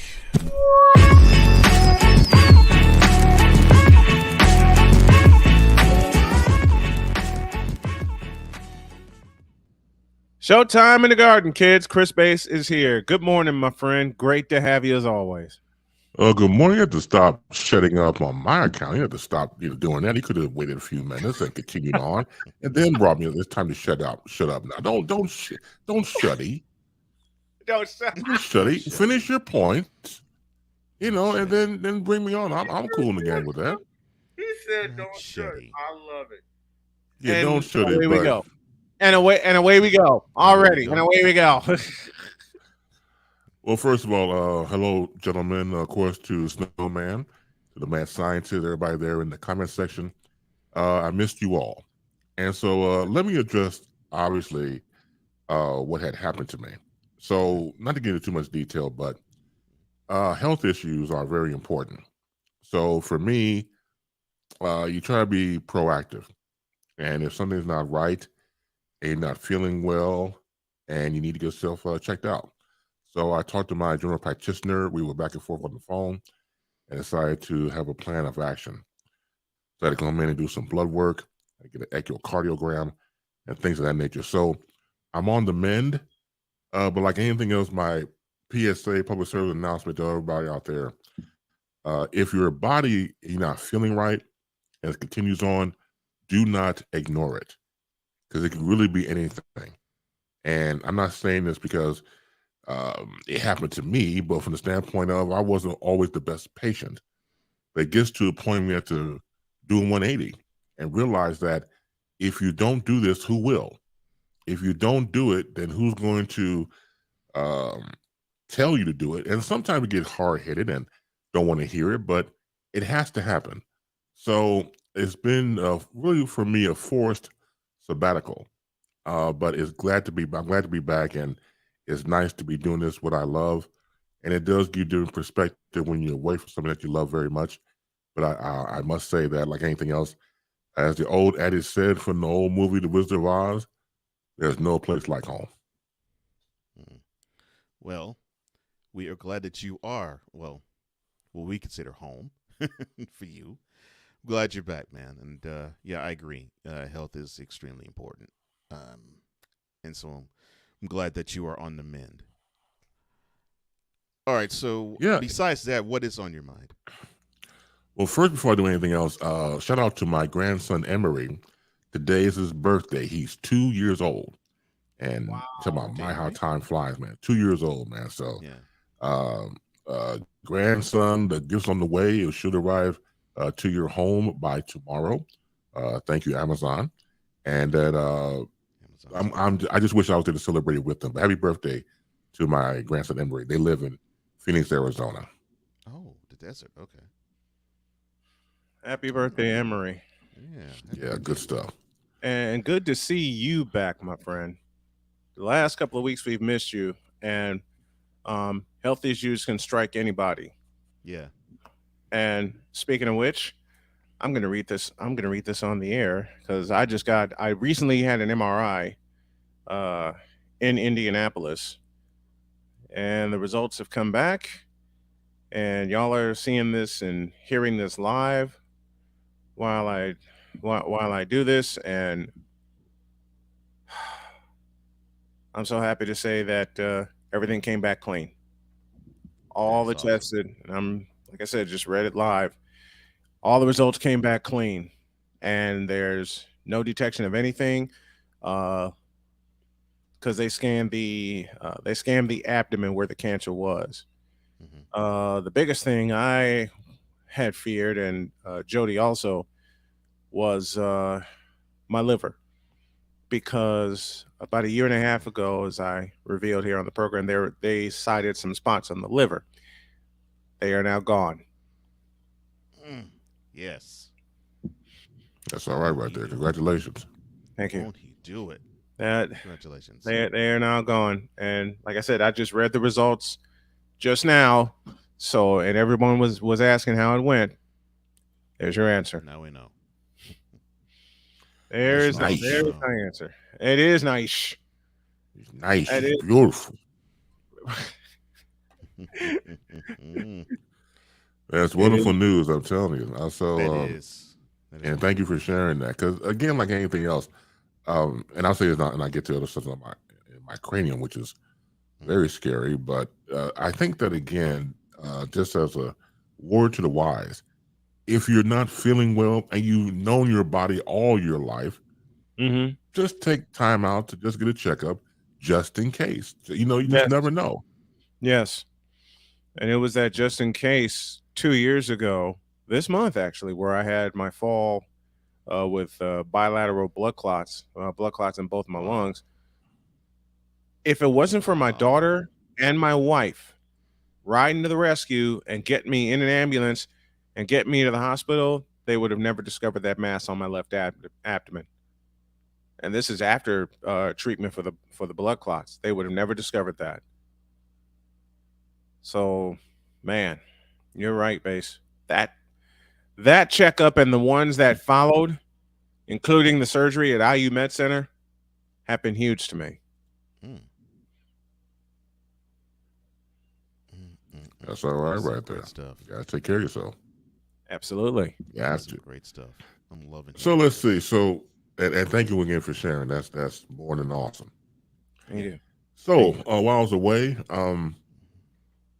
you can't say there's no God, because thank God that Shannon Sharp is leaving Fox Sports 1. Here we go. I think it's one of the best moves I've seen in sports in a very long time. You cannot work across the table from somebody who doesn't respect you. And that goes back, of course, to Skip Bayless. And the many times we've seen this happen, to me, and I said this on this very program, when they had the blow up, when Bayless was holding on to the retired, stale jockstrap of one Tom Brady and would not respect the man across the table from him, is sad. And I'm like, you gotta be kidding me. This dude, I mean, come on, just a 3-time NFL champion playing tight end. Yeah. And Not so an easy position to master. One of the toughest positions to play. Yeah. Thank you. Not an easy position to master. And it just, I mean, look, we've seen this happen, unfortunately, over time with someone like a Skip Bayless, but it's the fact that I said then that if I was managing him or consulting him, we got to get out now. Right. We got to get out right now. And so I'm glad that he's leaving. He's going to leave after the NBA Finals. Good on you, man. Good for you. It's like, remember the scene from, I want to say it was Rocky 2. And so Apollo was about to have the rematch with Rocky. And his manager was telling, I think it was the first one, the second one, but he was telling him, baby, we don't need a man like that in our life. Right. He told him that. So I would have told Shannon Sharp that about Skip. Baby, we don't need a man like that in our life. Absolutely We not. don't, because we can move on and do much better. So I'm very happy for Mr. Sharp. I wish him well in his future endeavors. I think he'll do great things. I think so too. I mean, I think so too. He already has a platform in Club Right. Shay Shay. Although I'm with you, Base. The name leaves a lot to be desired, but the platform doesn't. And I mean, I think he's going to do better than good. Yes, I agree. And like I said before, I don't know the background of the Shay Shay. If his mama call him Shay Shay, I'll call him Shay Shay. I mean, I could see something like that. Yeah, I can see that. If your mama call you that, I'm with your mama. So that's fine. We're gonna call you Shay Shay and a hip hop parade. And that's all right there. But yeah, the name right there is kind of suspect, but it's his program. So of course he name it whoever he wants to, but there you go. Right. The name is beyond suspect. Let's just lay it out there. The name is beyond suspect. Well, God bless his ministries. I mean, he won't call it Shay Shay or whatever. That's great. Yep. Yeah, that's great. I've heard worse. Ministries. God bless his ministries. I think we've all heard worse. Good Lord, have we heard worse? The merging of the LIV and the PGA. So, PGA Commissioner Jay Monahan has been backwalking this. Ooh. He's not even Michael Jackson moonwalking. He's created his own dance. Yes. He's created his own pivot in all of this. So you can't go from it's blood money. Right. People who families have suffered from 9/11, the Saudi Arabians or everything else, and now all of a sudden we take movie references. It reminds me. I'm sorry. Go ahead. We taking all this. That's what they're saying. There's no such thing as common sense because it's not common anymore, and there's no such thing as morals. All those two have went out the window completely because once again, me and movie references. The scene from Trading Places. Eddie Murphy's in there with the Dukes. He's in the limousine, and one of the Dukes is like, we could pull over, we could walk our lives forever. Has the cigar, has the whiskey, sees the telephone and the whole setup. No, I can hang on you guys for a little more long. I mean, and that's what the PGA has become.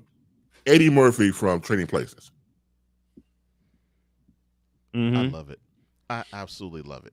I love it because they were talking this big bunny cash trash. Yep. Oh no, LIV, they're evil. They're the devil. No, no way. No, I mean, they're bucking tradition. How dare they buck with tradition? And then they're in bed with the Saudis. And 1 year later, not even that. They're like that. Yeah, I'm like, I don't think it's how hypocritical. I don't think it's even been a year. How hypocritical. So this basically tells me, and I said this on Cold Sports a couple of days ago. So basically, this says to me, money talks, and you know what walks. And BS walks. And it BS runs a marathon at this point. Thank you. It doesn't matter. You can't. Yeah, you can't have this moralistic stance, and then all of a sudden you're like, man, if you're able to offer almost $1 billion to Tiger Woods, man, how much more can this league profit from LIV with the blood money? Which basically sold it anyway. Basically sold it anyway. Yeah, I'm like you all. Nah, man. When you begin, Ryan said it in the chat. When you begin your statement, when you begin a press conference with, some of y'all might call me a hypocrite. If the shoe fits, you gonna wear it. It's a damn good fit.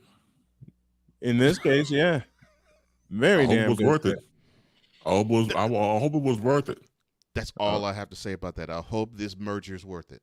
I hope it was worth those 30 pieces of silver you just sold. Because you got a lot of people who are going to look at you, PGA Tour, and they're going to say, what happened? Your word isn't as good as you think it is. If they're not saying it now. If they didn't say it the day the deal went down. It used to be a time when your word meant something. I guess depending on your family and your circle of friends, it still does mean something. But apparently it does not. And again, it's not even selling your soul. That's if you had a soul to begin with. Sell. Yes. That's if you had a soul to sell. Exactly. Right. So if you're empty inside, you're just a hollow husk, walking around here just taking money like you do, then you have no problem. Look, you see all this money, and you're a guy or gal, whoever, and sees this and say, look, I can do all that money. I can give me some more cars. I can support my my wife. I can support my 2.5 kids. I can support my 1.5 dog.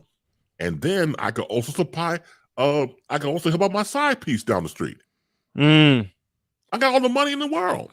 Living in a gay community, I had to be around those people. So, man, I got it more than made in the shade.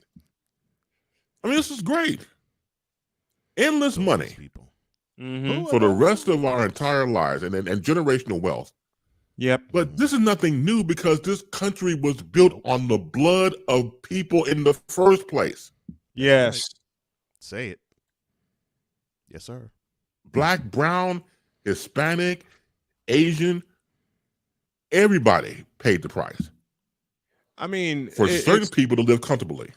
It's like what George Carlin said in 1988 when he said two things. One, it's based on the old doubles. This country was based on the old double standards. Say one thing, do something different. And then to couple it in 96, he said this country was bought and sold and paid for a long time ago. When he was talking about the elections. How true are those two statements right now in reference to PGA and Live Golf merging? One of my favorite groups of all time is Genesis. And Genesis had a song back in the day called Jesus Loves Me. And it was Phil Collins' take on Televangelist. And there's a lyric in there where he says, do as I say, don't do as I do. Oh, yeah. And so all this reference I'm referring to goes to this. So if you can live with yourself, you can sleep at night, and you have no problem doing that, hey, just stay away from me because I don't want to get hit by lightning. I don't like lightning. Nor do I. Because you're going to pay in some way, shape. Look, you can't walk the earth doing all this dirt and not have it come back to bite you in the ass tenfold. I'm sorry. Karma is real. It is. Real. It's very real. Also, George Carlin said this, and I believe, Victor, if I'm right, this was 2005. It's a big club, and you ain't in it. And I think that's what we're seeing. I think that's what the PGA Tour is saying. It's like, yeah, we talked about this traditional stuff. We talked about American values. We talked about not being in bed with terrorists. But you ain't us.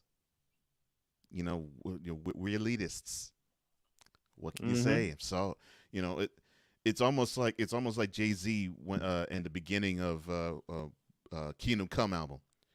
What you want me to say? I'm sorry. That's what I hear Jay Monahan say. I'm hearing that too. I'm hearing that too. And absolutely.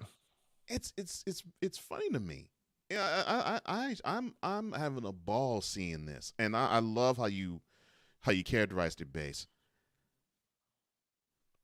The PGA Tour moonwalking isn't fast enough, right? No, I mean, I said this to another friend of mine. I said this is one of the most major examples of backwalking that you'll ever witness.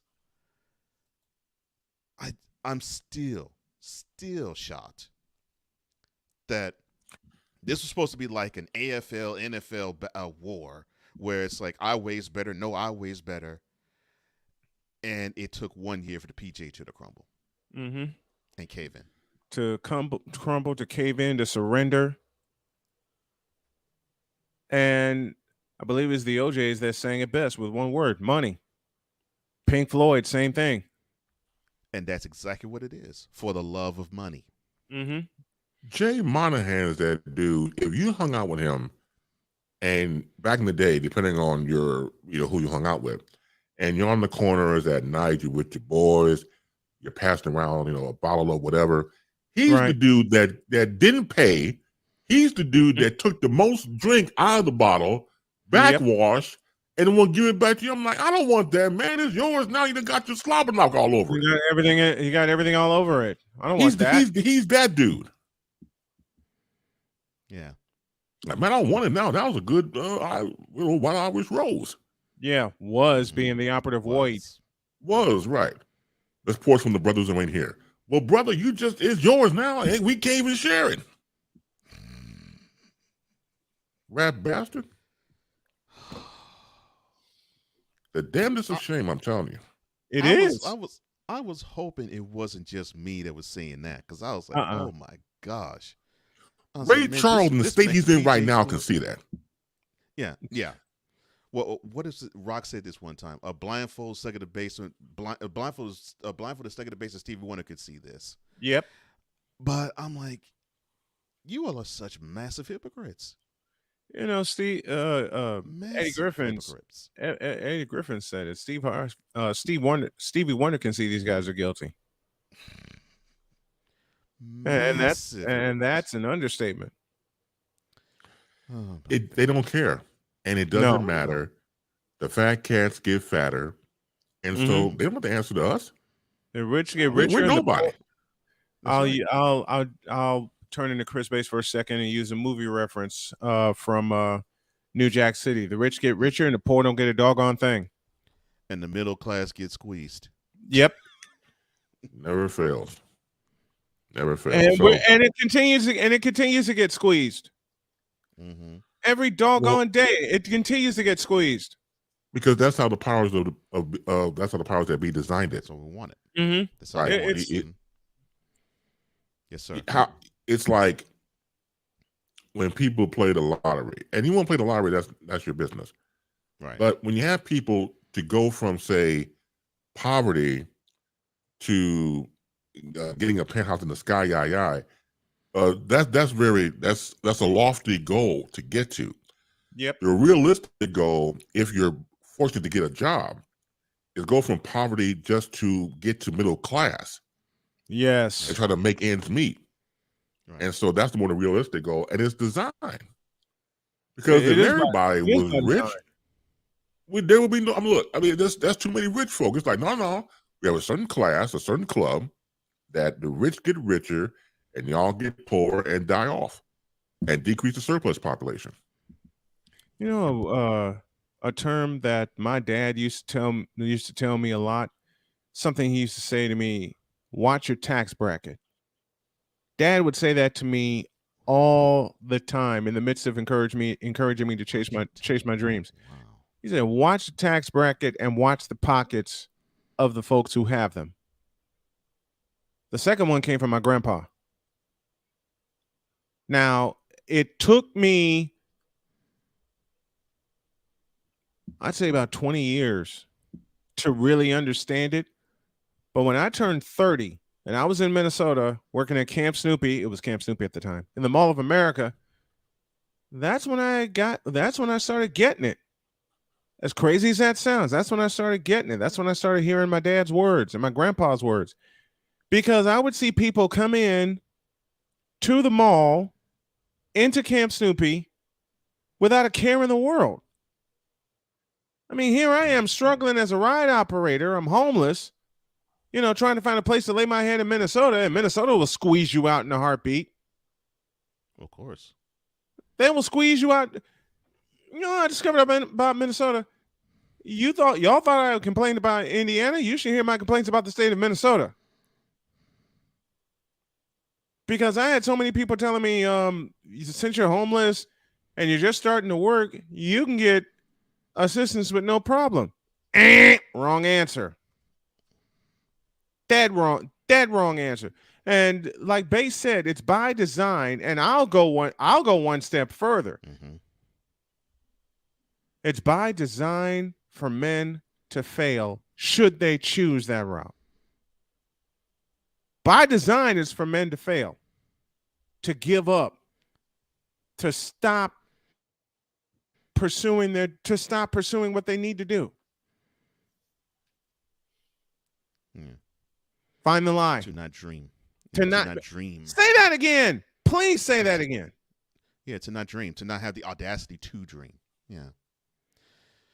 And because of it, I think this is why, to me, this PGA Tour LIV merger hits home. Mm-hmm. Because it's another clear-cut example of if you have, you want to have more. Yep. But if you don't have, you're not even considered. Man. It is another clear-cut example of that. And the examples keep appearing every day. Mm-hmm.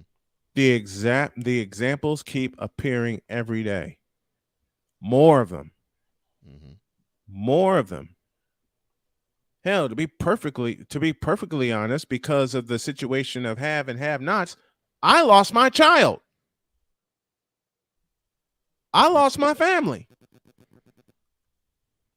The worst thing you can do to a man is take something away that he loves. I lost my child to a family that would not give me an opportunity or a chance. And as I hold my hand up here, y'all can figure out the rest of the puzzle. Mm-hmm. That's the reason why. Yeah. I mean, let me borrow from base. God damn you, I lost my child. Yeah. Well, I'll tell you. I'm sorry. Go ahead. You put up a Vic. No. Go ahead, sir. No, I was saying on a side note. Again, watching the NBA Finals and the NBA in general. There's this soda, as we say here in the Midwest, pop, Starry, that's out now. So I'm watching this knucklehead spot, and it replaced Sierra Mist. When I did my little research. PepsiCo, which owns it, wanted to align itself with Gen Z consumers. So that's the reason why they started to do that. And so, I get tired of, for example, things that are geared towards us as people of color, African Americans, or Black, if you want to call us. I mean, for example, going back to Sierra Mist. Sierra Mist became the official drink of Black folk. Mm-hmm. I don't know when it happened. I don't either. But all of a sudden over the years, it started to say just Black folk on drinking these Sierra spots. Mist.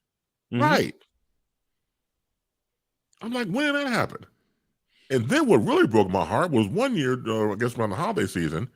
It was around the holiday season, and he did like a claymation LeBron James spot with Sierra Mist. I think it was Sprite, whatever it was. And I'm like, that. Look, I saw that, and that broke my soul because Christmas and the holiday season is my favorite time of year. And I gotta see this guy, not even in claymation form, gave me the willies, advertising this soda pop. I'm like, you gotta be kidding me, man. Look, I want to say it was mid 80s where Black folks started drinking Sierra Mist in droves. And to be perfectly honest, I only had Sierra Mist twice. And both times I hated it. Because if y'all remember the old pop machines, some are still around, Sprite started being switched with Sierra Mist. Right.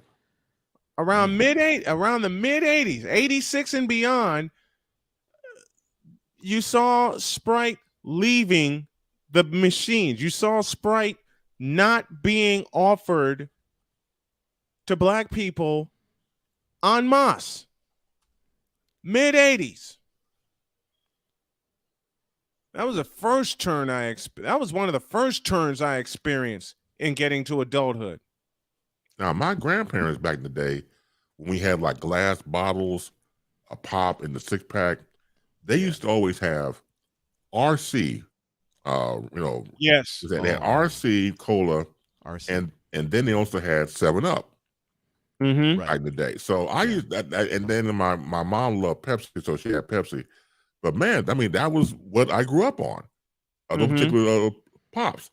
So eventually, things change. You get to all different types of pop that's out there. But yeah, you just notice this PR shift that's geared towards us. Yes. And I get tired of it. I go one step further. If you watch the medical ads on TV, say it's for HIV positive, so like that, the first person they show is a black person. Yes. That's right. All the time. I'm all like, the time. wait, I'm sure, no offense, I'm sure other people of different races unfortunately have certain ailments, but right out the gate, they show a black person. They show a black person. I'm like, and I guess that's supposed to be the target audience, whatever. Still, it just gets on my nerve.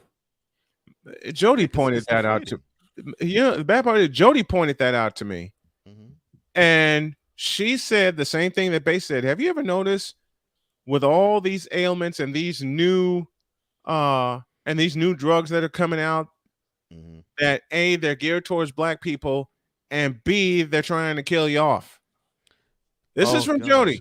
I think I saw a recent STI prevention commercial. Prevention being the operative word. And most of the couples were black. Yep. There's another shift that's going on, and we'll end with this in some commercials. And I want y'all to pay attention to this. Have you noticed with some commercials that the couples are now mixed? Oh yeah. It intentionally, yes. Yeah, absolutely. That is very much blended families, as they call it. Blended families. I am part of one. I understand them, trying to reach that demographic, but have you seen them purposely fill commercials with blended families? Oh, of course. And the shift, all I would say is the shift is on. The shift is on. Oh, it's been going on for a while now, and you've seen that in all these spots. I say for me, the first time I started to take notice of the Disney World spots. Yes, all these different families, gays, lesbians, straight, whatever, and you see different families that were blended and different. So that was my first acknowledgement of seeing it on TV, and then going from there. And for the record, I have not even heard or used the word blended since I was younger back in the day, gallivanting out in the streets, having sex with women. Dig it. Blended. Yeah, I was blending this honey. Because I got that from one of Spike Lee movies, Mo Better Blues. Mo Better Blues. Yeah. Oh, boy. Mo Better Blues. I was blending this out. Blended. I got to use that. Blended. Okay, I got to use that one. That brings back memories. We'll close with this. Know, right? Anybody remember the movie Jungle Fever? And how much taboo that was. Yeah. I mean, and to this day, this is coming from a gentleman who's going through it right now. It's still taboo. It's like if you had a list of things that are so taboo in the black community, give you a guess as to what the number one thing is. No, interracial. Yeah, don't date outside your race. Dating. Bingo. Yeah, never. Yeah, don't do that. Bingo. It'll always be that way. Never date outside your race. Yeah. Never did. Next week, next week I'll share some stories of what Jody and I went through in North Carolina. And we got to go. But Bass, always a pleasure, my man. We love you. This is wonderful. We're glad that you're okay. And this is your time slot since we made the change to accommodate our West Coast audience. But we love you, brother. Thank you so much. God bless you. And God bless you, my man. God bless you too, as well. To everybody in the comment section, God bless you all as well. I feel like a minister now. I'm not putting out collection plates. Don't worry about that. I'm not trying to take your money. But thank you all, and have a fantastic weekend. Thank you, Bass. We love you. You too, sir. Love you more. And now, the transporter to Hades, the reformer of hooker whores, and the Bronze GAWD. The one, the only, the legendary Chris Bay.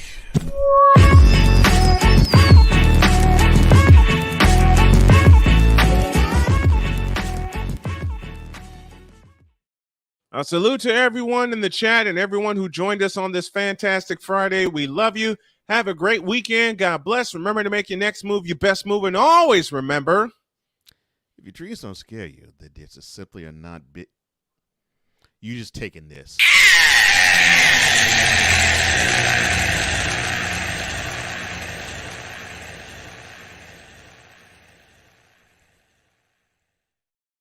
all right, coming up on Snowman Multimedia, you got the Sports Sensates with Drew in less than 120 seconds. Then you got the Brian Snow Show at 2, where I will expand more. What's up, Drew? On why? Go ahead. I said, what's up, Drew? What's up, Drew? I will expand more and relate some stories on why interracial dating / marriages are still taboo in the Black community. Y'all don't want to miss that. Y'all don't want to miss that. And I'm telling you, Cole, you don't want to miss that because I'm going to go in on that big time. I haven't had a chance to, but I will today. Okay. And those 60 minutes, and I think Victor will join me, those 60 minutes are going to be huge. All right, let me get out of here. We love you, and we'll see y'all on Monday. We're out of here.